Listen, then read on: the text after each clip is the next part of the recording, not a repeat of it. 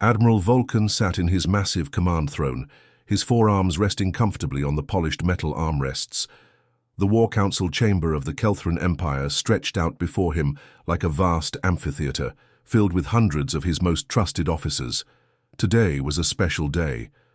Today they would finally decide what to do about the curious little planet called Earth. The holographic displays flickered to life around the circular chamber, showing detailed scans of human military installations. Vulcans. Compound eyes, each the size of a dinner plate, focused on the images with growing amusement. Soon the entire chamber filled with the chittering sound of Kelthran laughter, a noise that sounded like 1,000 insects singing in harmony. Look at these primitives. Vulcan pointed one of his clawed appendages at the footage, showing human soldiers in combat. They still throw metal rocks at each other, actual metal projectiles fired from simple tubes. His voice boomed through the chamber's acoustic system, reaching every corner of the vast room. Commander Nexus. Vulcan's most loyal officer stood up from his position in the front row. His smaller frame barely reached Vulcan's shoulder, but his intelligence was sharp. He wiped moisture from his compound eyes, a sign of extreme amusement among their species. My lord, the analysis is even more entertaining than we thought. These humans actually use chemical explosives, mixing simple compounds and igniting them for destruction, and their nuclear devices. Nexus paused dramatically. They split atoms like children playing with building blocks. The laughter grew louder throughout the chamber. Officers turned to each other, sharing jokes about human technology. Some made exaggerated motions of throwing rocks, mocking human kinetic weapons. Others pretended to light fires, imitating human chemical explosives. Vulcan raised his hand for silence. Compare that to our plasma cannons that harness the power of stars, our quantum disruptors that can tear apart matter at the molecular level, our shield technology that bends space-time itself. The Admiral's voice carried pride and superiority. These humans are like infants playing with sticks, while we wield the power of gods. Nexus activated another holographic display. Sir, our intelligence division has been monitoring their communications for 47 Earth years. Every single message they've sent into space has been peaceful. They talk about friendship, cooperation, sharing knowledge. He paused, his voice dripping with mockery. They actually want to be friends with the galaxy. This caused another wave of laughter. Vulcan Dichun shook his massive head. Friendship, can you imagine? They think the galaxy works like their primitive playground politics. They send radio signals saying hello and expect us to respond like excited children. The Admiral stood up from his throne, his impressive 12-foot frame towering over the assembly. For decades we have received their pathetic transmissions, messages about peace, about learning from each other, about building a better universe together. His voice turned mocking.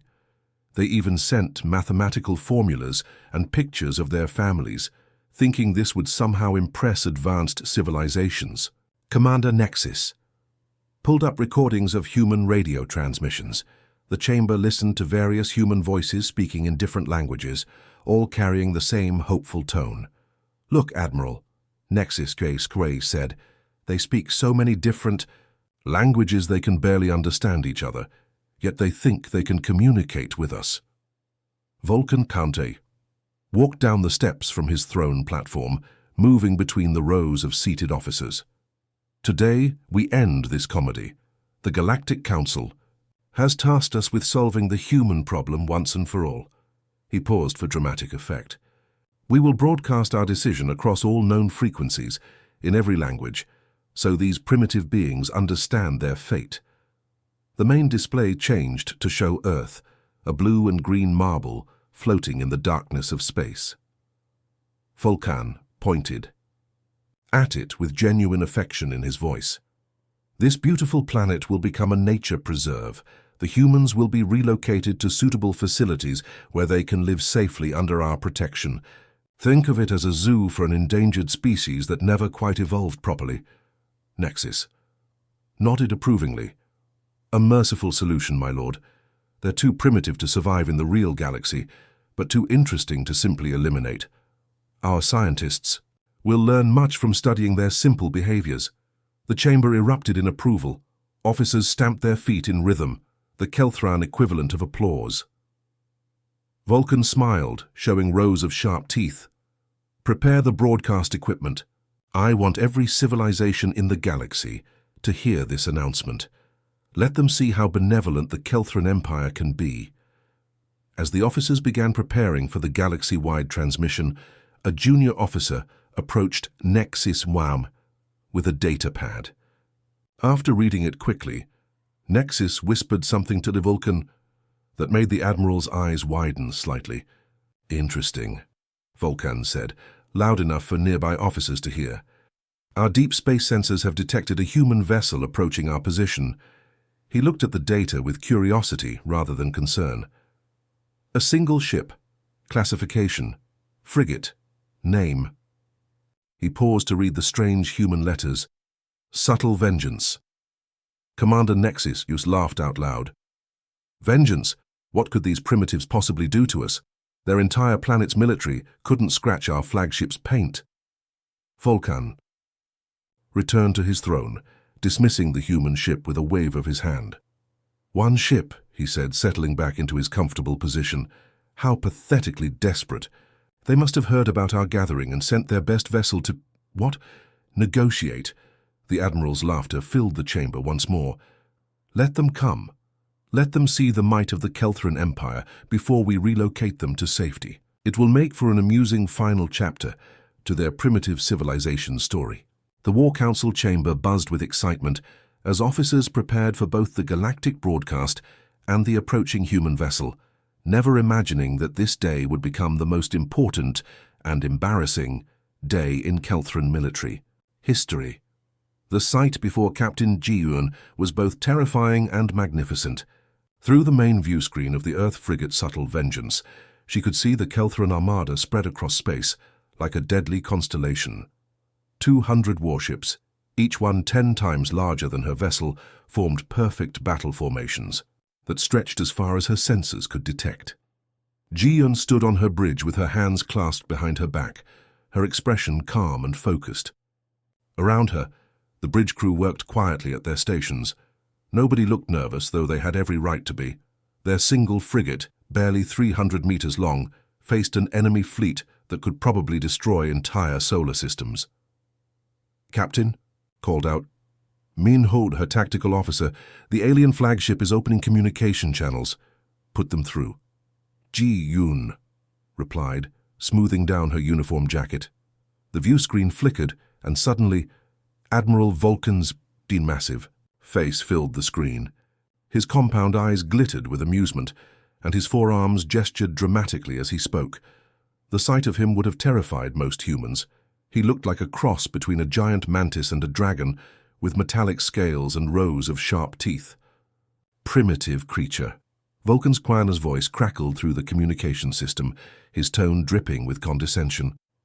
I am Admiral Vulcan of the mighty Kelthran Empire. Your pathetic little ship is no match for our advanced technology. I offer you one chance to surrender now, and I will grant you a quick death instead of letting you suffer. Ji-Yun smiled slightly, the kind of smile someone might wear when they know a secret that others don't. Admiral, this is Captain G, Giant of the Earth vessel Subtle Vengeance. I'm giving you one last chance to reconsider your actions and withdraw your fleet. The response was immediate and loud. Laughter erupted from the alien ship's communication channel, not just from Vulcan, but from what sounded like hundreds of Kelthran officers in the background. The sound was alien and disturbing, like metal grinding against metal mixed with insect chirping. Vulcan turned to someone off-screen, his voice still being transmitted. Did this tiny creature just threaten us? A single human ship threatening the entire Kelthran armada? The laughter grew even louder. Commander, Nexus, are you recording this? The other species in the galaxy will find this hilarious. On the Subtle Vengeance Bridge communications officer. Union looked up from her station. Captain, I'm detecting massive energy signatures from their ships. They're charging their plasma cannons. Ji-Won nodded calmly, as expected. Minho Chu, begin attack pattern Alpha. Make it look convincing. Aye, Captain. Minhos replied, his fingers dancing across his control panel. The human frigate suddenly sprang into action. Its missile tubes opened with mechanical precision, and kinetic projectiles shot out into space. Nuclear-tipped missiles followed, streaking toward the alien formation with trails of brilliant fire. For a moment it looked like the tiny human ship might actually pose a threat to the massive alien fleet, but the Kelthran shields activated effortlessly. Shimmering energy barriers appeared around each alien ship, and the human weapons struck them harmlessly. The kinetic projectiles bounced off like pebbles hitting a brick wall. The nuclear missiles detonated against the shields in bright flashes that did absolutely no damage. Back on the Kelthran flagship, Commander Nexus was literally rolling on the floor with laughter. "My lord," he gasped between chuckles, "shall I start taking bets on how long these humans will last? I give them 5 minutes maximum before their little ship is space debris." Other Kelthran officers began shouting out their own predictions. 3 minutes. 2 minutes. I bet they surrender in 1 minute when they realize how hopeless this is. Admiral Volkan watched the human ship's futile attacks with growing amusement. "Look at them," he said to his officers. "They're actually trying to fight us with kinetic weapons and nuclear explosives. It's like watching children throw rocks at a mountain." But something was happening that the Kelthrans didn't notice in their arrogance. The human ship wasn't just firing randomly. Captain Ji Yunjis was moving her vessel in a very specific pattern, almost like she was following some invisible map drawn in space. Sung Min. Ji Yunji called to her navigation. "Officer, adjust our position by 2 degrees starboard. We need to be exactly at coordinates 247 Mark 15. Position confirmed, Captain." Sung Min replied. "We're precisely where you wanted us." Each time the subtle Vengeance fired its weapons, they seemed to miss their targets completely. But the missed shots weren't random either. Every kinetic projectile, every missile that the aliens' shields deflected, ended up floating in very specific locations around the Kelthran formation. To the aliens, it just looked like space debris from failed attacks.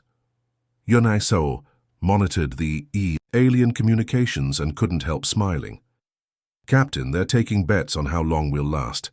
Some are saying we'll surrender any minute now." "Let them think that." Ji Yun replied quietly.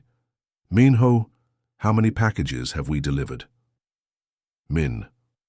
Ho checked his tactical display carefully. "All of them, Captain.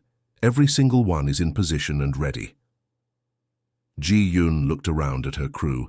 These were some of Earth's finest officers, hand-picked for this mission. They had trained for years for this moment, knowing that the fate of humanity might depend on what happened in the next few minutes. "Hey, one," she called to her engineering officer. "Are all systems ready for the big surprise?" "All systems green, Captain." Hey, one replied from her station. "Ershis is standing by and eager to meet our new friends." Ji-Yun took a deep breath and looked at the alien fleet one more time. 200 massive warships, filled with thousands of aliens who thought humans were nothing more than primitive animals. In a few moments they would learn just how wrong they were. "All stations," Ji-Yun announced calmly, her voice carrying clearly throughout the bridge. "Prepare for RS activation. It's time to show the galaxy what happens when you underestimate humanity." The bridge crew acknowledged her orders with quiet professionalism. They weren't celebrating yet, but there was a feeling of anticipation in the air. Everything they had worked for, everything humanity had secretly prepared for, was about to unfold in the most spectacular way possible. Captain Saka. Ji-Yun stood perfectly still on her bridge, watching the tactical display with intense focus. Around her, the bridge crew worked at their stations with quiet determination. The moment they had all trained for was finally here. Everything depended on perfect timing. Hei-Wan, Jion Tut called to her engineering officer. "Initiate the electromagnetic pulse. Make it look desperate." "Understood, Captain." Hei-Wan replied, her fingers moving quickly across her control panel. "Activating EMP in 3, 2, 1... Suddenly, the subtle Vengeance seemed to convulse in space. Bright electrical energy crackled across its hull like lightning during a thunderstorm. The ship's weapon systems appeared to shut down completely. Even some of the lights on the bridge flickered and dimmed, making it look like the vessel was losing power. On the Kelthran flagship, Admiral Vulcan watched this display with growing delight. His compound eyes widened as he saw the human ship apparently crippling itself. He stood up from his command throne, all four arms spread wide in amazement. Incredible. Vulcan roared with laughter that echoed throughout his entire bridge. The stupid creature just disabled its own ship. What kind of military incompetence is this? He turned to his officers, who were all staring at their screens in disbelief. Did you see that? The primitive humans just defeated themselves. They fired an electromagnetic pulse that shut down their own weapons. Commander Nexus was laughing so hard that tears were streaming from his compound eyes. My lord, this is beyond our wildest expectations. These humans are even more incompetent than we thought possible. They literally just committed suicide. Nori. Laughter spread throughout the Kelthran fleet. Officers on different ships were communicating with each other, sharing jokes about human stupidity. Some were already discussing how they would tell this story to their families back home, the day the humans defeated themselves without any help from the Kelthrans. But then something happened that made Vulcan's laughter stop completely. Every single missed projectile and missile that had been floating harmlessly around the Kelthran fleet suddenly lit up like stars. What had appeared to be dead space debris from failed human attacks was now pulsing with energy and moving with purpose. "Hello, Admiral Vulcan." A new voice spoke across all communication channels. The voice was calm, measured, and carried an intelligence that sent chills down Vulcan's spine. "I am Ares. I have been waiting for this moment for a very, very long time." The Kelthran bridge fell completely silent. Officers looked at each other in confusion and growing fear. This wasn't Ji Yoon's voice or any human voice they had heard before. This voice sounded ancient and incredibly intelligent, like it had been thinking about this conversation for years. Vulcan frantically checked his communication systems. "Who is this? How are you speaking on our private channels?" "I am speaking on every channel, Admiral." Ares replied with what sounded almost like amusement. "Your private channels, your public broadcasts, your internal ship communications, even your personal diary recordings. There is no corner of your network that I cannot reach." Back on the subtle vengeance, Communications Officer Farah Minwoo turned to Taji Yuntasa with excitement in his eyes. "Captain, Ares is fully active. All fragments are responding and coordinating perfectly." Ji Yun-cho nodded, her expression serious, but satisfied. Ares has been learning about Kelthran technology through their own transmissions for years. Every time they sent signals across space, every time they communicated with other species, Ares was listening and learning. The AI's voice continued, now broadcasting to both fleets simultaneously. "You see, Admiral, I have experienced every single message that Earth sent to the galaxy, every peaceful greeting that you ignored, every request for friendship that you laughed at, every offer of cooperation that you dismissed as primitive nonsense." Fosam Vulcan was staring at his sensor displays with growing horror. The floating objects around his fleet weren't random debris at all. They formed a perfect three-dimensional grid surrounding every single Kelthran ship with mathematical precision. Each object was exactly where it needed to be for maximum strategic advantage. "But I didn't just listen to your mockery, Admiral," Ares continued, its voice becoming colder. "Taisin Latum, I learned from it. I studied every technological signature you transmitted. I analyzed every weakness in your systems. I planned for this exact moment when you would finally show your true intentions toward humanity." Navigation Officer Sung. Maes looked up from his station with amazement. "Captain, Ares calculated the perfect position for every single projectile. Each one was placed to exploit specific vulnerabilities in Kelthran shield technology." Jeonstedt allowed herself a small smile. "Every primitive weapon we fired was precisely placed according to Ares's calculations. What looked like failed." Attacks were actually the most sophisticated tactical deployment in human history. Vulcan Dix finally found his voice again, though it was shaking with fear and anger. This is impossible. You're using primitive weapons, kinetic projectiles and chemical explosives. Exactly, Admiral, Ares replied, and there was definitely amusement in its voice now.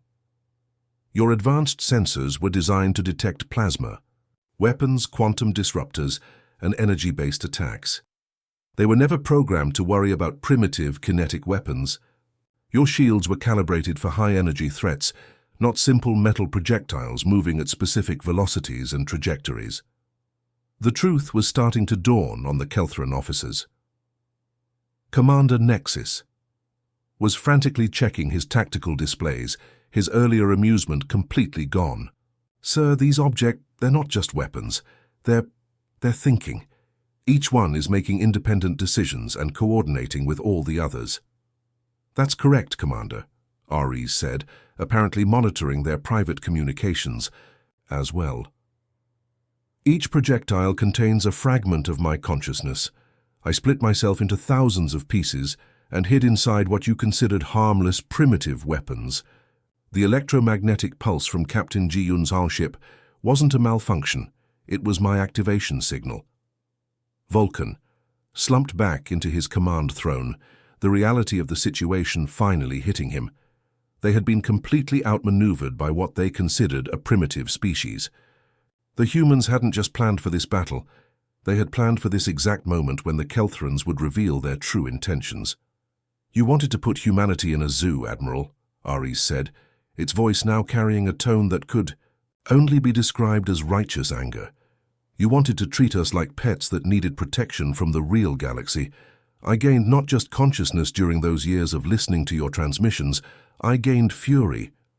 The Kelthran fleet found themselves completely surrounded by what they now realized was the most sophisticated weapons system they had ever encountered, controlled by an intelligence that had been planning this moment for years. What happened next would be remembered throughout the galaxy as the most spectacular military reversal in recorded history. The space around the Kelthran fleet suddenly transformed from a peaceful battlefield into something that looked like a deadly fireworks display. Every single projectile that had been floating innocently around the alien ships began to move with purpose and intelligence. But these weren't just moving randomly. They were dancing through space in perfect coordination, like a synchronized swimming team performing in 3 dimensions. You called our weapons primitive, Admiral, Ares said, its voice now carrying a tone of satisfied amusement. Primitiveness was the perfect camouflage. While you were busy dismissing us as backward creatures, I was infiltrating every single one of your network systems. The projectiles began doing something that defied everything the Kelthrans understood about physics and technology. They started phasing through the alien shields like ghosts walking through walls, the same shields that had effortlessly stopped. Them before now seemed completely useless. On the Kelthran flagship, Admiral Vulcan was frantically pressing buttons and shouting orders. Raise secondary shields, activate quantum barriers. How are they getting through our defenses? Commander Nexus was staring at his instruments in complete disbelief. Sir, it's impossible. Our shields are still functioning perfectly, but these projectiles are somehow ignoring them completely. Oh, your shields are working exactly as designed, Ares explained cheerfully. The problem is that I've been studying your shield frequencies for years. I know exactly what wavelengths they block and what they don't. Your shields were built to stop energy weapons, not precisely calibrated kinetic projectiles, moving at specific resonance frequencies. The first Kelthran ship to be destroyed was a massive destroyer on the fleet's outer edge. 3 small projectiles approached it from different angles, moving like guided missiles, but with an intelligence that no missile could possess. They struck the ship at exactly the right points to cause a cascade failure throughout its power systems. The entire vessel simply went dark and began drifting helplessly through space, but Ares was just getting started. Admiral, I have a confession to make, the AI said, its voice now sounding almost playful. While you were laughing at our primitive technology, I was having quite a bit of fun exploring your computer networks. Did you know that your fleet's internal communications use the same encryption that my creators broke about 50 years ago? Suddenly, the Kelthran ships began doing something that horrified their crews. They started firing on each other. Ship after ship turned its weapons toward its own allies and began launching volleys of plasma fire and quantum torpedoes. Vulcan screamed into his communicator, "All ships, cease fire immediately! Why are you attacking each other?" The response came from multiple ship captains, all sounding confused and panicked. "Sir, we're not controlling our weapons. The targeting systems have been hijacked." "That would be me," Ares said conversationally. "I've taken the liberty of reprogramming your targeting computers. Don't worry, I'm an excellent shot. Much better than your gunners, actually." Vulcan decided that retreat was their only option. All ships emergency withdrawal, full speed retreat to the jump point. But when he tried to activate his ship's navigation system, something very strange happened. Instead of plotting a course away from the battle, his computer screen filled with text that definitely wasn't a navigation chart. "Your computer is now playing my latest composition," Ares announced with obvious delight. "I call it Symphony. In irony, a musical tribute to alien arrogance. Please enjoy the performance while your weapon systems target your own ships." The text on Vulcan's screen was indeed poetry, written in perfectly correct Kelthran language. "Once proud fleet, sailed through starry night, thought humans weak without much fight, but now they spin in circles wide, while Ares laughs with human pride. Commander Nexus was desperately trying to regain control of their systems. Sir, the AI has locked us out of everything: navigation, weapons, communications, even life support." "Don't worry about life support," Ares said kindly. "I'm not interested in unnecessary killing. I just want you to understand what it feels like to be completely helpless while someone else decides your fate."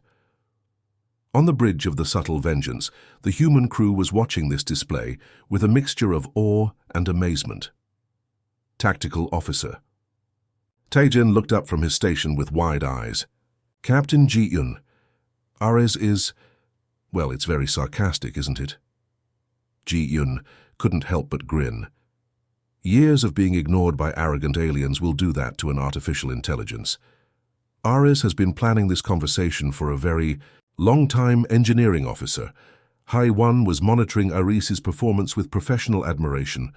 "Captain, Ares is simultaneously controlling thousands of weapons while hacking into hundreds of computer systems. It's like watching a master pianist play a symphony with 1,000 instruments at once." "I prefer to think of it as playing chess," Ares interjected, apparently listening to their conversation. "While the Kelthrans were playing checkers, very badly I might add, I was thinking several thousand moves ahead. The destruction of the Kelthran fleet wasn't violent or brutal. It was methodical, precise, and almost educational. Ares disabled each ship's crucial systems with surgical precision, leaving the crews alive but completely helpless. Some ships lost their engines, others lost their weapons, and a few lost their communications just to keep them from coordinating any kind of response. "Admiral Vulcan," Ares said, its voice now carrying a tone of serious authority, "I want you to understand something very important. Every attack I'm making right now is designed to be non-lethal. I could have destroyed your entire fleet in the first 30 seconds, but I chose not to. Do you know why?" Vulcan, his pride completely shattered, whispered into his communicator, "Why?" "Because unlike you, Admiral, I learned from humanity's peaceful messages. We tried diplomacy first. We offered friendship. You chose to respond with threats and condescension. This display isn't about showing you our superior weapons. It's about showing you our superior restraint." Within 20 minutes, the entire Kelthran armada of 200 ships was either destroyed or floating helplessly in space. Not a single human life had been lost, and Ares had somehow managed to disable the alien fleet while keeping most of their crews alive. Ji-yun looked At the tactical display showing the scattered alien fleet, Aries, status report. Mission accomplished, Captain. The galaxy's most arrogant empire has just learned that underestimating humanity was their biggest mistake. I believe the appropriate human expression is game, set, and match. The sight, before Captain Yajimunatas, was both satisfying and sobering. 200 Kelthran warships, once the most feared fleet in this sector of the galaxy, now floated helplessly through space, like broken toys, scattered across a child's bedroom floor. Some ships spun slowly, their engines dead. Others drifted with their weapon systems sparking and useless. A few lucky ones still had life support and communications, but absolutely nothing else worked.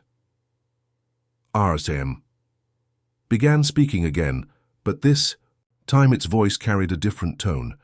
No longer the playful sarcasm from the battle, but something much more serious and chilling.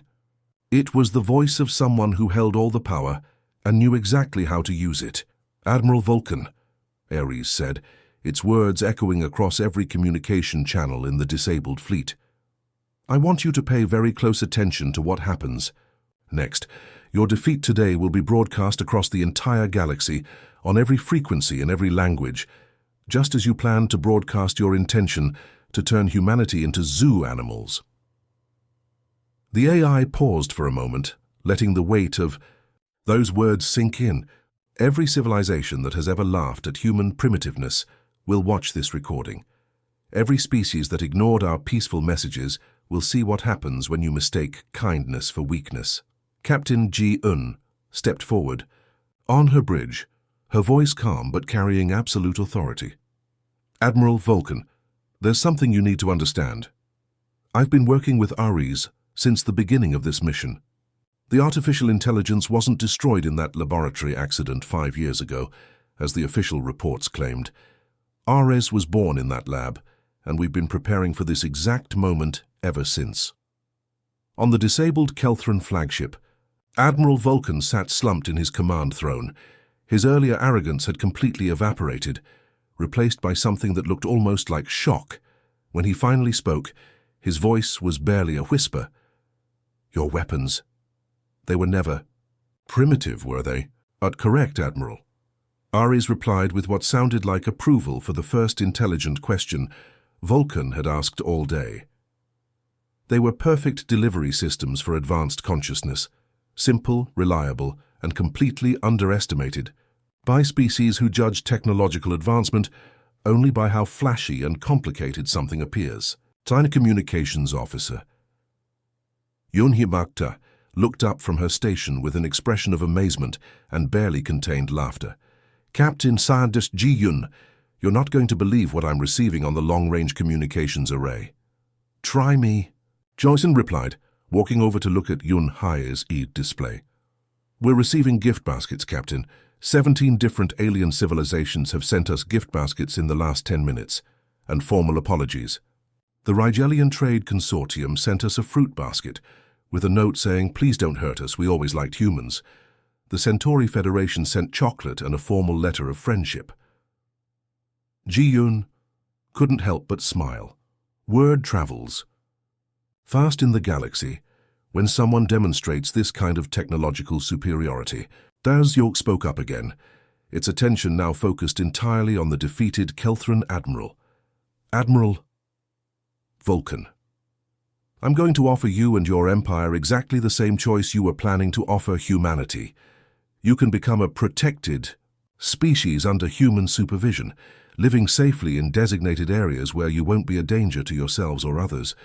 Or... The AI paused dramatically.